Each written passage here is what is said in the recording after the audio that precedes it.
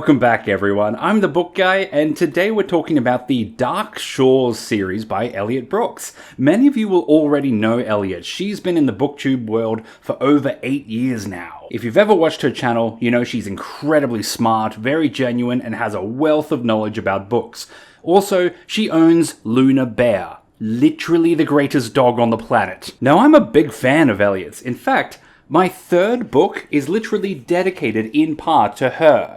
That's how much I like her. Just so we're clear that I have the highest admiration for her and I just think she's wonderful. Yeah, that's pretty obvious. But we're not reviewing Elliot the person or Elliot's YouTube work, just to be clear. Today we're discussing her books only, so no special treatment. Also, just to be clear, this is not some sort of paid endorsement. Elliot hasn't asked me to review her books. This is just something I chose to do of my own volition. I'm weird like that. So this is still going to be a fair and objective review looking at these two books on their own merits. So how do they do? Overall, pretty good. Elliot is a terrific writer. There is no doubt in my mind about that. There are some big strengths in this series. Now, yes, of course, there are some weaknesses too, which we'll go through in thorough detail, and there are a few challenges. So things that will work really well for some readers and maybe not for others. So as much as I'd love to tell everyone to go out and read Elliot's books, I think it's more important that the right people try it, the people who will actually appreciate this story. Because this is a political fantasy. It's about multiple kingdoms and their courts of nobles, or scheming for power, fighting for the top spot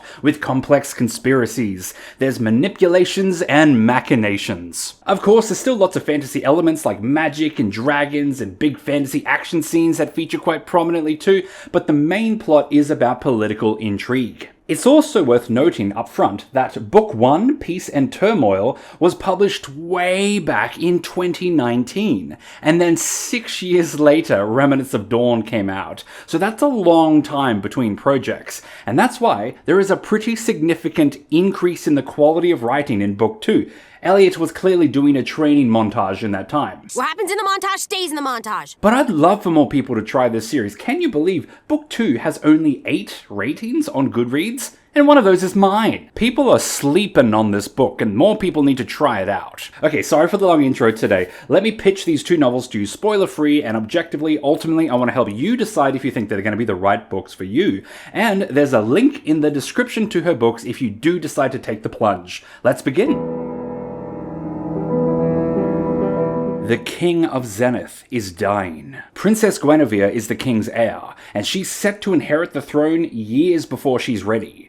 She's untried and untested. Even her powerful magic cannot keep her safe from the vipers in her own court seeking to use her for their own gain. In the neighboring country of Mysidia, Roland was originally betrothed to Guinevere as a political marriage to reunite their realms until that was deemed too risky a match. Yet Roland still holds feelings for the foreign princess. But Roland has his own court of problems. Even worse is the mythical Dagger of Eve that he is set to guard, because if the secret of the dagger was uncovered, it could have disastrous consequences for all. And in the kingdom of Sedai, young Dietrich is the assassin prince. While his brother Abaddon leads the house and is beloved by all the people, Dietrich's very existence is denied by his own family. Instead, he lives in the shadows hunting the enemies of the state. Enemies such as the Redeemers, a violent group of extremists who hate any foreign presence in their country. Dietrich must stop this group before their actions kick off another war. Because all of these kingdoms went to war just 30 years ago, the War of Fire stained the lands with mass bloodshed. And if these young, inexperienced leaders of the next generation aren't careful, their actions could cause tension to spill over into open warfare once again. So instead of going through all of the characters and plot lines one by one like I normally do, I want to be a bit extra today and show you all the players in this political fantasy. Cause it's a lot to take in, and political fantasies often have like a spiderweb network of characters and interweaving plot lines. Don't worry, this is all non-spoiler, I'm just drawing from the opening chapters to set the scene. 2 hours later. Okay, so I'm a bit extra apparently. You know, with an easel out I feel a bit like Bob Ross. Everyone needs an extra little friend, a happy little friend, and these guys live in your brushes, and you just gotta let them out.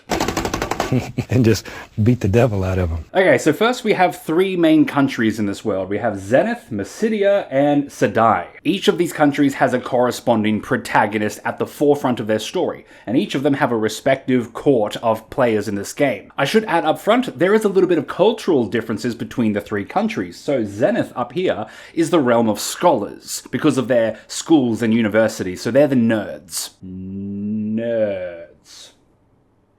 Yeah, this is why I didn't write them all down. Now, the country of Sedai only just gained independence from the larger country Paranthea, who had occupied them before that. So their whole government is young and inexperienced. They're very new at this. New. And Mysidia is the most politically savvy of all of these countries, so they are the experts at scheming. Experts? You get the idea. Okay, now, so in Zenith, our main protagonist is Guinevere, so I'm going to put a P for protagonist. We have her father, King Garad, and her younger brother, Prince Aidan. Now, the king here is dying, and Guinevere is set to inherit the throne years before she's ready. But she's inexperienced. She doesn't really have any friends. All of her friends are actually her father's staff members. So that's why we have these three knights down here. Charles, Garon, and Maximus, who are each the guardian of the respective member of the royal family. Of course, in Zenith, knights are not just bodyguards, they're also like personal assistants, butlers, and advisors, so they're each very closely connected to the relevant plot. Guinevere's main motivation in this story is to protect her younger brother, Prince Aidan. He is only a child, he's very much at risk in this court. Now, Gwen was betrothed to Roland, and that was the betrothal that was recently annulled. In this court of expert manipulators, Roland's father is Pierre, and he's an absolute piece of crap. He's the worst. Nothing Roland does is ever good enough for this tyrant. Daddy issues, yeah! Roland's lifelong best friend is Dorian, and Dorian is betrothed to Natalie. Aww. Except Natalie's a bit of a hussy. She keeps trying to flirt with Roland because the prince makes a much better political match for her, and Roland's very conflicted about this. He doesn't know if he can tell his best friend the truth. Also, Roland's cousin, Elizabeth, is very young and new to the court. She's beautiful and naive and loved by all, but very much at risk in this court of political schemers. Elizabeth also becomes a secondary protagonist later on in the book. Actually, we'll add that. We'll put P here, but like an SP for secondary protagonist, and big ol' P there. So there we go. And tragically, Roland and Gwen, they were best friends. They were pen pals for a long time and betrothed until recently. Yet Roland still very much carries a flame for her, even though if he acted on that now, it could jeopardize his entire kingdom. Oh, unrequited love. Finally, in Sedai, Prince Dietrich is the cloaked assassin, and he's our other protagonist. I'll put a P. Protagonist. His quest is to hunt down the cult of Redeemers. Now, Dietrich's mother, Lenore, is currently dying. Yeah, 2 dying monarchs in the same story. Coincidence? I think not! Yet, while Dietrich here must murder and commit crimes and atrocities in order to protect his nation, his brother Abaddon is a frickin' goody two-shoes. He's charming, he's popular, and loved by all, while Dietrich does all the real work. So all three of these courts begin to interact with each other through the story, with each of the protagonists having to scheme against each other to gain the upper hand in their quest for power. One last thing, if you look at the official map of the country Abraham, you'll notice this big island down in the south, Eve. This is the 4th country where we spend a lot of time in this story, and it's introduced a little bit later into the first book.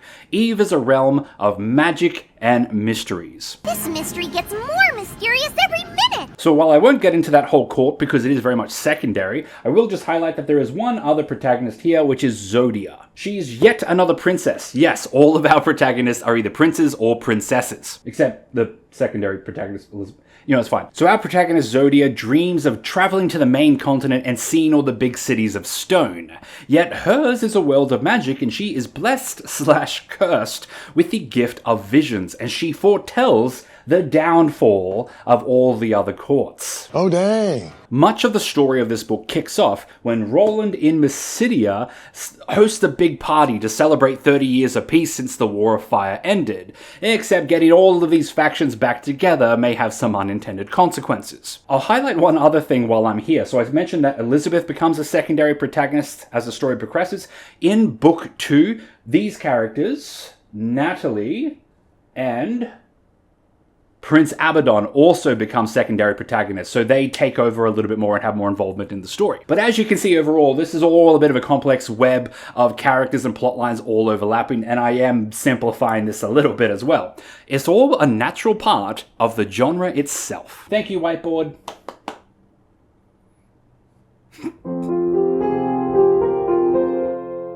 The biggest feature about this story is the genre itself. Political fantasy is quite simply a subgenre that does not get anywhere near enough appreciation around here. Normally, fantasy and sci-fi will have only a political subplot, where there's a little bit of scheming on the side to add some spice to the main story. But when the story goes full political, it can create that real spider web of interacting characters, plot lines, alliances, betrayals, and surprises. But you would have seen this genre before. A very famous example is, of course, Game of Thrones, probably the most famous example. Others include the Empire trilogy by Raymond Feist and Jenny Wirtz. There's Roots of Chaos, plus Wheel of Time and the Farseer trilogy in particular have a very significant political presence. And here are some other examples just according to the internet. This genre has a few dominant features you need in order to actually meet the criteria. So let's look at them. We have a quest for power, conflicting factions, a complex fictional society, and moral ambiguity. That's sort of my personal definition of how I define political fantasy. But this genre is also notoriously difficult to write, because it depends a lot on getting the characters exactly right and balancing all the complex net of plot lines and world building. That's why I honestly think that Peace and Turmoil might be one of the most ambitious first novels I've ever seen, because Elliot comes straight into the industry to try to tackle one of the hardest genres.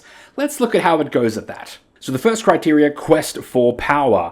This was really well done. The goal of power was always clear and present at every point in the story. I especially liked that many of our protagonists weren't themselves power hungry so much as they simply wanted the power for the safety and security that it would give them. I have my powers to protect me. You don't. But then there were other players in the network who were more power hungry for the sake of power, and that conflict worked really well. The conflicting factions was a real highlight as well. And as you saw when I had the whiteboard out here, there's a lot of factions from multiple separate courts. And even within those courts, there are multiple factions. The only issue I had with this part of the genre was that it was simply hard to learn who they all were at first. We'll come back to this in a bit about why that was. But once I got the hang of it, it was a very beautiful puzzle, so very well done. The third one, the complex fictional society, was okay, but I felt could have been better. There were 3 main countries, but there wasn't a lot to distinguish each from the other. There wasn't much in way of their culture or government or religion that was different. I mean, for one, they're all monarchies. If we had made one a republic, one a theocracy, one an oligarchy or a dictatorship, hey, it would have allowed for some different story elements. I mean, Zenith is the realm of scholars. Why not make them a democracy like the ancient Greeks? Or Sedai has a strong religious presence, so why don't you make the ruler a theocrat who interprets the will of the gods? After all, in Game of Thrones, the Starks in the north are country folk who worship the old gods, while the Lannisters have big city wealth and ambition. So they have very different backgrounds. Giving these 2 players very different societal backgrounds adds a lot to the story, and makes the contrast between them more stark. Yeah. Alright, so obviously there was some effort made to make all of these countries different to each other, but I would have liked to have seen more of this developed. Finally, the moral ambiguity was probably the big one area that I think could have been improved. Now, I know already what many of you are thinking. Oh, Kronk, not every story needs moral ambiguity. Some of us like black and white stories. And yeah, that's true. Not every story has to be morally grey.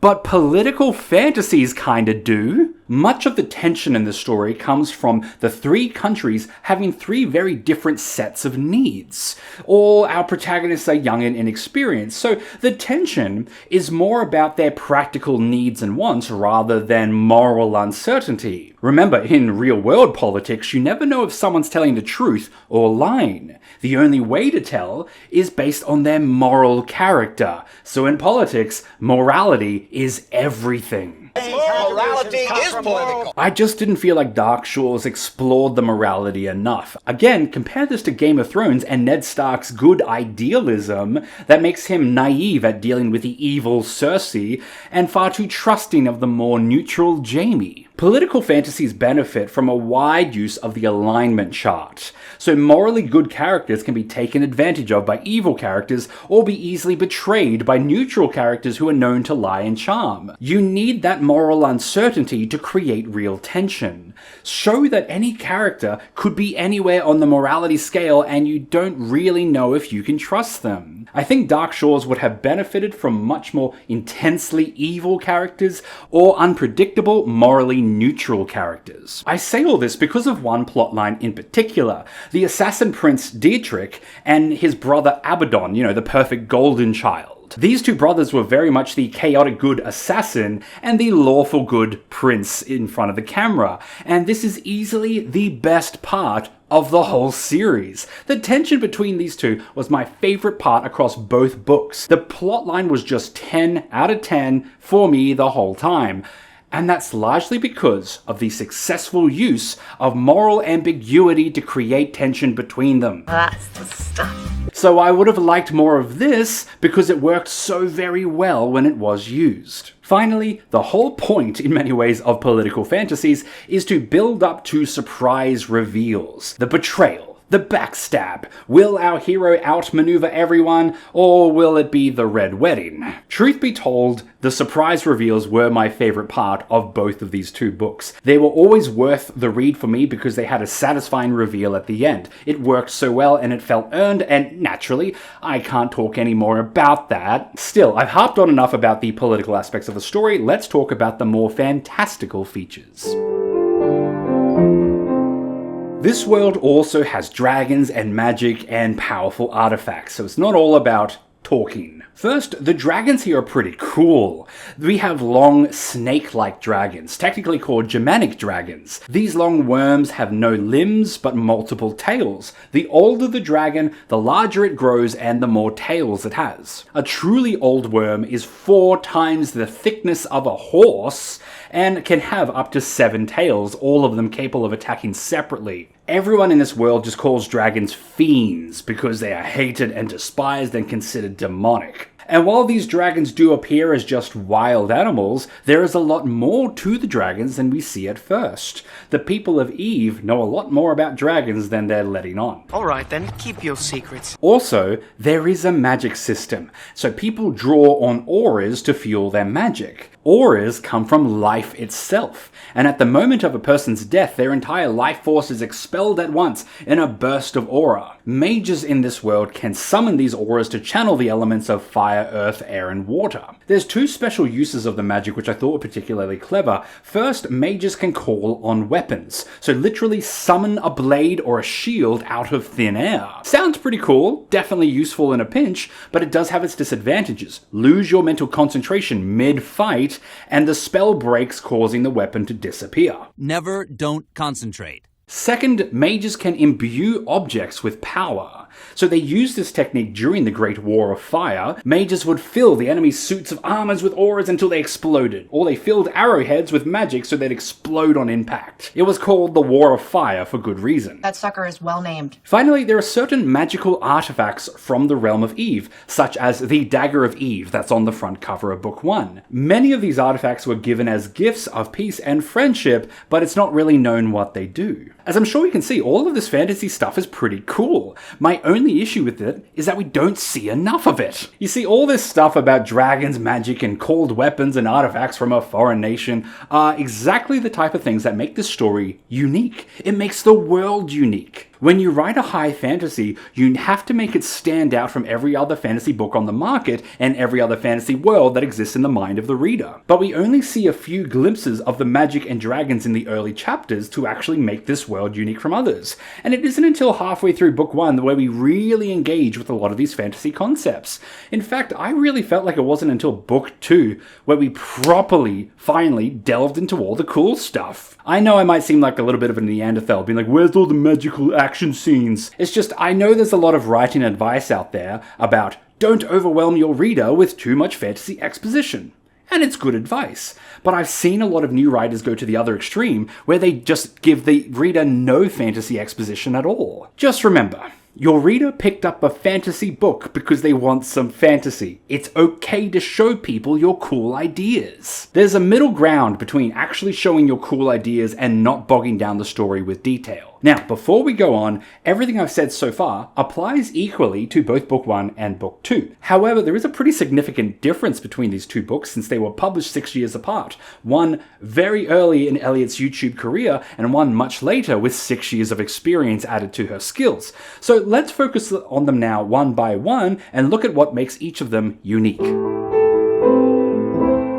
So Book 1, Strength 1, beautiful prose. Oh man, Elliot has such a way with words. Vivid imagery, engaging the five senses, bringing this world to life. I could smell this world. In a not weird way. So just gorgeous writing. Seriously, I know it's not a competition, but the Elliot of 2019 writes better prose than the Kronk of 2026, so that's a thing. Strength number 2, her characters. So all of her protagonists are genuinely compelling and interesting people, and all of her side characters are distinct from each other. Eventually, it took a little while to learn them all, but the information was there on the page. They had relatable goals, some undeserved suffering to make them sympathetic. They had things that they cared about, hobbies and interests. It was really good. I still think the characters would have benefited overall from a wider range of moral ambiguity, but overall the characterization was very well done. The protagonists of Guinevere, Roland, and Deirdre were a highlight of Book 1. Now, looking at weaknesses, there were 2 things in Book 1 that I would unfortunately consider to be rookie errors in an early, first, ambitious novel. First, there was a lack of clear exposition. It was hard to take in all the information about this world and the political landscape, and a lot of that was because the exposition was just unclear. These segments of exposition, where you're actually communicating information of world building to the reader, those segments were just really brief. Again, I see this all the time with indie authors. They've heard so much advice about avoiding lengthy exposition, so they cut it back as much as possible. But then you have a much, much bigger problem of the reader just getting confused. I personally think it's better to have clunky exposition than not enough of it. I want more, and I know I shouldn't. Of course, there's a middle ground, but in Book 1, the explanations were often just so brief, I had to go back and read it multiple times to catch it, and then still got it wrong and only realized a few chapters later when it talked about it again. Blech. That was a bit much. The second weakness was there was no establishing shots. This happened quite a bit, where a new chapter would jump between protagonist points of view, and as a reader I was like, wait, where are we now? We'd get a lot of small details and beautiful prose about the room, the touch of clothes, pretty sunsets, but there wasn't context for where it was in the story in relation to the last time we were in this character's point of view. An example of an establishing shot is this sweeping shot of Hobbiton in the Shire, where the camera pulls back to show us where we are. It's important in books to give the reader context of the big picture before you move into smaller details. Start big and broad and move in the specific, generally speaking. Instead, chapters here would just start with Roland, the name of the country, and then I'd be left being like, wait, is he outside now? Wasn't he in the castle in the last chapter? Is he traveling somewhere? It just needed an establishing shot. Thankfully, these were only weaknesses in Book 1. When I started reading Book 2, I literally cheered out loud multiple times. First, there were establishing shots. Every single chapter just started with a line of context showing where we were in the story. It started with the big picture and then moved into the finer details. Yes, it just made following the story so much clearer, and I just love seeing artists improve. I'm proud of you! Second, the exposition was so much clearer. Anytime the book needed to inform the reader on political drama or world-building facts, it was clear and efficient in how it got that information across. Seriously, just all essential info was distinct in the text.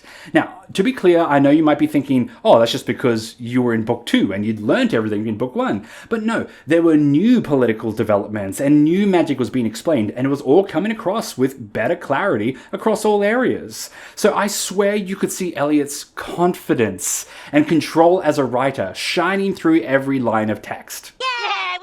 But another major strength was new protagonists. Now, switching or adding protagonists in the middle of a series can always be risky. I've seen it done poorly many times. where we just don't care about the new people. But this was literally one of the best examples of switching protagonists I've ever seen. The story genuinely needed it. Now, as I said before when I had the board out here, book 1, our protagonists were Guinevere, Roland, and Dietrich, and now, look, some of them are in book 2, but I'm not confirming their survival, you know? The point is, book 2 primarily moves on to focus on Abaddon, Elizabeth, and Natalie.